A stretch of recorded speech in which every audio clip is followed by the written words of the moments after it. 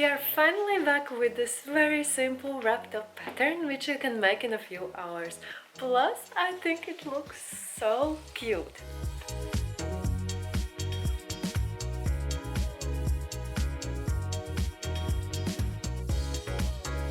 This wrap top is a beginner-friendly sewing project which is very quick to make. It has long sleeves and you can wear it in two ways. You can wear the V-type neckline on the front or on the back. Also, it has a long waistband detail that you can wrap around and tie it in a bow. I am going to use the Aurelia wrap top pattern which you can find in our Etsy or online store. The links are down in the description. This pattern comes in US letter and A4 formats which you can print with your regular printer, or it also comes in A0 format which you can print at a copy shop. For this project you will need a jersey material that has at least 50% of stretch.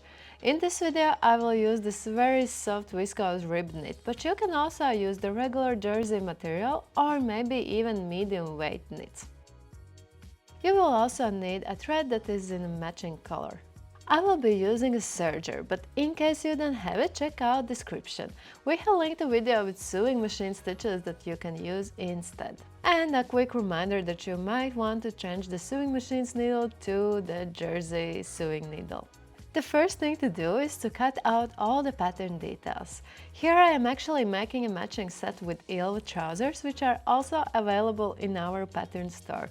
That's why there are some alien pattern details. Oftentimes it makes sense to combine two garments on one fabric because there is less waste fabric left. Remember to mark the notches at the front waistband detail. This is the point where the top's edges will go inside the waistband. You can do small snips with scissors inside the seam allowance, or you can also use a marker and draw these notches. We are ready to start sewing. So lay the back panel with the front panels with the right sides facing each other. Pin the shoulder seams. Stitch the shoulder seams 7 mm apart from the edge, or with the serger simply stitch the seams.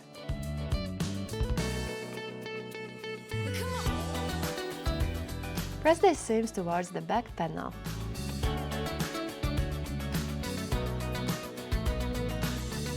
Take the neckline binding and lay it with the right side on the top's right side. Serge or sew around the neckline. Stretch it very lightly where the neckline is more curved. Please be aware that the neckline binding is longer than you actually need, so you wouldn't need to stress about matching the lengths. Simply trim off the excessive part of the neckline binding. This step is optional, but I prefer to do it because it helps later to press the neckline binding. I will understitch by making a stitch 1 to 2 mm apart from the previously made seam, while also stitching on the seam allowance. Here you can see that the seam allowance is fixed towards the neckline binding. After that, firstly press the neckline completely flat. It is totally normal that sewing machine makes the fabric wavy, but with the iron we can fix a lot. Then fold the neckline binding towards the top. Fold it in a way that the binding isn't visible from the outside, but from the inside you can see like 1 mm of the top panels. Fold the neckline binding around the seam allowance and then fold it again.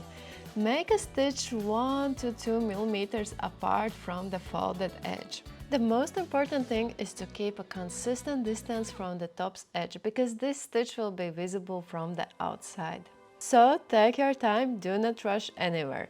This video is really sped up, but in reality it took me some good 5 minutes. Here at the end I cut off the threads and I also cut the hemline straight. Press around the neckline.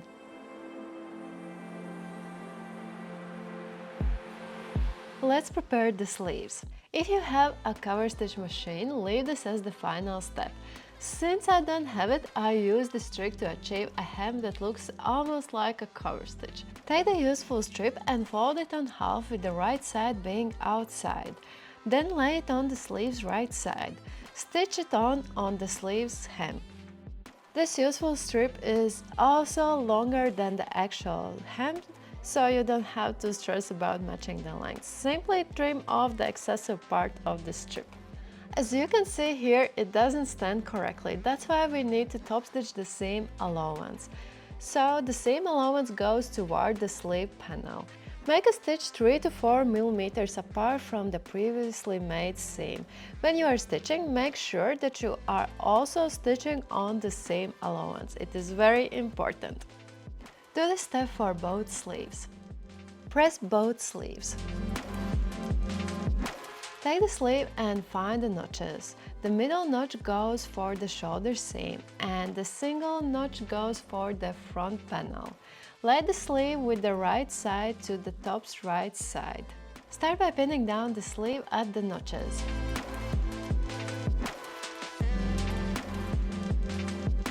Stitch around the sleeve's head.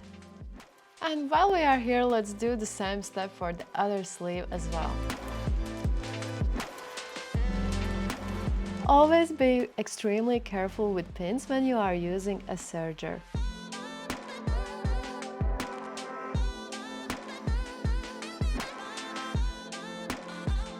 Lay the top's front and back panels with the right sides facing each other, as well as fold the sleeves. Make a stitch starting from the sleeve's hem up until the armhole and then down to the top's hem. Do the step for both sides. If you are using a serger, I highly recommend to leave the serger threads longer at the sleeve's hems. Then take a tapestry needle or a needle with a big eye and then put in the serger threads in this needle and hide these threads inside the seam allowance. This way we will be completely sure that this seam will not unravel even after washing this top in a washing machine. Another way would be to cut off these threads, but then do some backstitching on the seam allowance with a sewing machine. Lay the waistband's back panel with front panels right sides facing each other. Pin the side seams and stitch.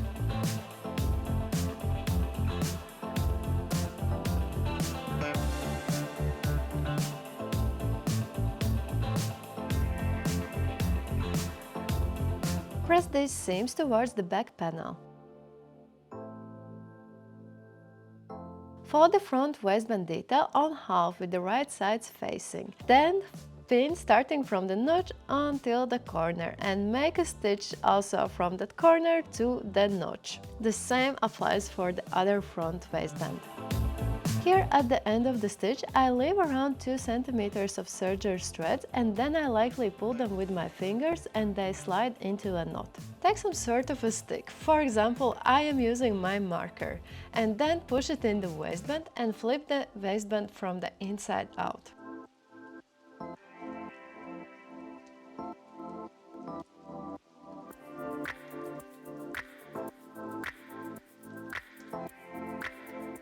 After that, let's press the waistband so it looks nice and sharp.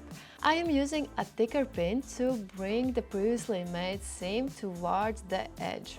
Just be very careful to pull exactly at the stitch, not at the fabric, otherwise you are risking to destroy the fabric.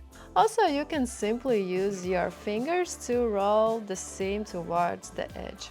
Here as well, take your time and do this step properly, because this will make your top look so much more elevated. Take only one edge of the waistband's opening and fold and press 7 mm of the seam allowance. This step will help us later to join the waistband to the top.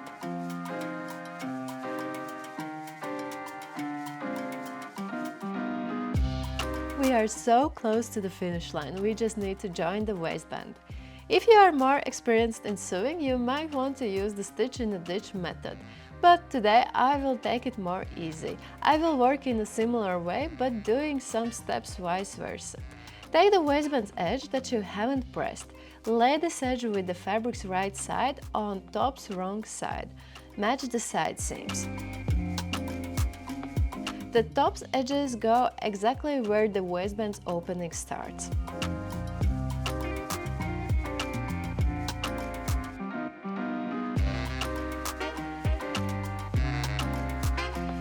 Stitch together the waistband with the top.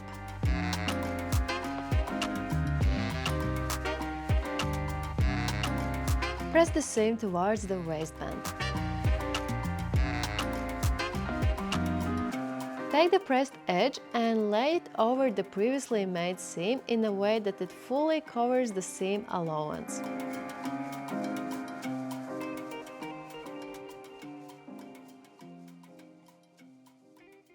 Make a stitch 1 mm apart from the folded edge. Here as well, make sure that the side seams are matching.